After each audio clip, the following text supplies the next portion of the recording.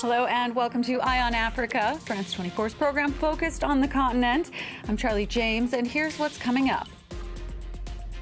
On national television, a defiant Jacob Zuma denies breaking the law. The former South African president tells a corruption inquiry that enemies plotted to bring him down. The first Ebola case is confirmed in the Congolese city of Goma. Its location right on the Rwandan border is raising fears that the outbreak could escalate. And Chad's 16-month social media ban is lifted. President Deby removes restrictions, but warns that social media can be a, quote, source of division. We begin the program today in South Africa, where a political drama is playing out extremely publicly. Monday, former President Jacob Zuma began his 5-day testimony as part of a corruption inquiry, and it was broadcast live on national television to millions of people. It is alleged that Zuma allowed his entourage to plunder billions from the national treasury and also influence government appointments. But Zuma told the judicial inquiry he is the victim of a foreign plot, that intelligence agencies want to take him down, and he did nothing wrong during his 9 years in power. For more, there has been a drive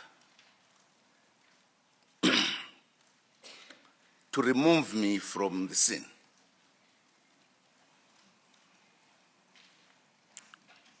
A wish that I should disappear. This conspiracy against me has been stretched at all material times when there are things to be done or said. For more on Zuma's testimony, let's cross to our correspondent in Cape Town, Aisha Ismail. Aisha, this commission is looking into what is called state capture in South Africa. Can you explain the allegations this phrase state capture entails? Well, the allegation is that former President Jacob Zuma had a very close and cozy relationship with quite a controversial and influential Indian family, the Gupta family, so much so that this family, well, the allegation is that they were able to influence former President Jacob Zuma into appointing certain people into strategic cabinet positions so that the Guptas could win lucrative state deals. Now, there's also allegations that there were kickbacks for certain people within the ruling African National Congress, and also Jacob Zuma receiving kickbacks from the Gupta family. And so the Zondo Commission has been set up to look into state capture and to look and see exactly who is behind corruption, and especially corruption at the highest level. And so what does Jacob Zuma say is the truth? And so, of course, today was Jacob Zuma's day, not really in court, because the Zondo Commission is not a court of law. It's a commission of inquiry.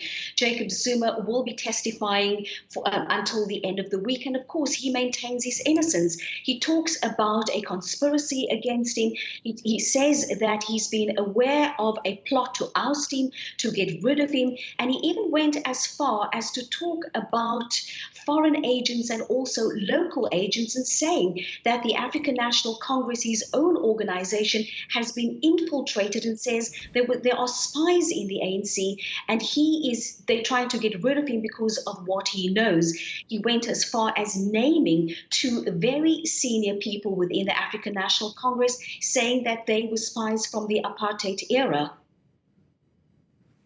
Now, as you said, this is not a courtroom. There are no actual charges as of yet. So how likely is this process to move forward, and how long could it take? So because this is a commission of inquiry, and once this commission concludes its findings, the report will then go to President Cyril Ramaphosa. It will also go to the National Prosecuting Authority, who will then look at the evidence and weigh up the evidence and then decide who will be prosecuted and who will be spared. And this is not going to happen this year because the Commission will probably sit until the end of the year, and we will then have to wait. South Africans will have to wait a little bit longer to see exactly who will be prosecuted for the state capture and being involved in state corruption. Well, if day one is any indication, it's looking like it's going to be a dramatic week there in South Africa. Aisha Ismail in Cape Town, thank you so much for that update.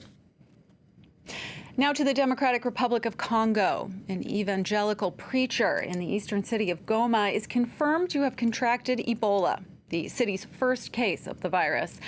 More than 1 million people live in Goma, and each day thousands cross the border with Rwanda, just along the city's eastern edge. Laurent Bescher tells us how health organizations are working to keep the outbreak from escalating.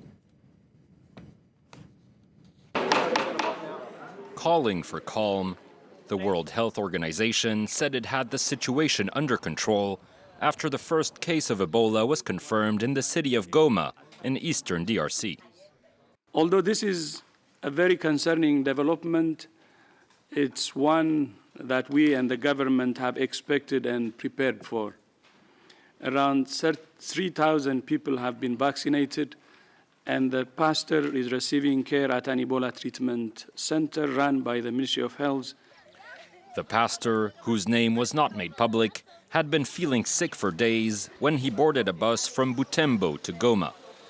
It was only upon his arrival in eastern DRC's largest city that he was identified as having contracted the deadly Ebola virus. Health authorities have since been trying to track down everyone who's been in contact with the pastor and have urged the population to stay calm, saying the disease was detected at an early stage. Yet the World Health Organization was quick to point out the risk of contamination in a city like Goma, an important transit point in the region. It's the capital of the province. It's around 2 million population. Goma is also the international airport. It's the door of this region to the rest of the world. The latest Ebola epidemic in the DRC has killed nearly 1,700 people since it broke out last August. Yet its spread to neighboring countries has been largely contained, thanks in part to an experimental vaccine that's already been administered to around 160,000 people. Yet efforts to combat the outbreak have been hampered by insecurity and by local populations' hostility towards health workers. Opposition groups in Burundi say the new head of the country's state broadcaster is a danger to press freedom. The appointee, Eric Shimirimana, leads the ruling party's youth wing, called the Imbonerakure, which has been accused of killing, raping, and robbing opposition activists. The United Nations has described the group as a militia. Shimirimana was appointed in a presidential decree signed earlier this month. Human Rights Watch calls it, quote, a blow to all the victims of abuse perpetrated by the Imbonerakure, as well as freedom of the press in Burundi. After more than a year, Chad's government has lifted restrictions on social media access. President Idriss Déby announced the restoration of platforms such as Facebook and Twitter, which authorities said had been banned for security reasons. Nicolas Chaman with the details. Idriss Déby decided to make the announcement during a conference on digital technology. He said he was lifting social media restrictions which had been imposed for security reasons. The ban had also been put in place to limit online hate speech between different ethnic groups. But now he said the context had changed, and for the first time in 15 months, Chadians can log into Facebook and WhatsApp again. Some had been using VPN networks to bypass the ban, but they were costly. It's a relief for me. Before, I would use VPN, and it would be more expensive. It's a good decision for the youth and for the country. Some Chadians are worried that the restrictions might only be lifted for a short period. I just hope that in 2 or 3 months they don't impose another restriction on social media.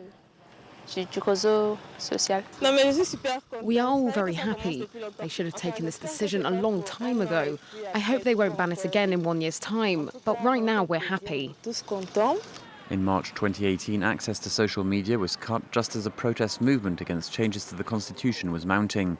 2 months later, the changes were ratified. Idriss Déby can now, in theory, be president until 2033. He has already been in power for 29 years. Finally, we go to Burkina Faso. Most of the children's dolls available in the country fit the blue-eyed stereotype personified by Barbie. But local toy makers are now producing African dolls they hope will resonate more with kids. The response has been enthusiastic, but the nation's uncertain security situation is affecting sales. In Burkina Faso, a new-look doll is hitting the shops. Challenging the typical blue-eyed Barbies, these dolls are designed to resonate more with the local population. I see these beautiful dolls. Normally we always see European dolls. It's the first time I'm seeing something like this here, and I'm happy. I want to buy some for my friends. The dolls are locally made, by Africans, for Africans.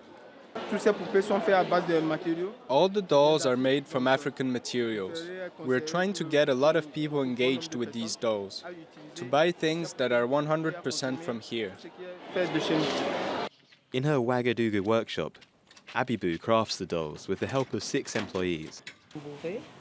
She believes that the African dolls could go on to reach the same levels of success as more well-known models. La Barbie africaine, pourquoi pas, parce qu'on en a besoin. An African Barbie doll, why not? We need something like that. We still like white Barbies, but when the doll looks like this, there's a greater resemblance. You can dress them like yourself, style the hair like your own, with curly hair. You're immediately more connected with it. For a long while, the business was going from strength to strength.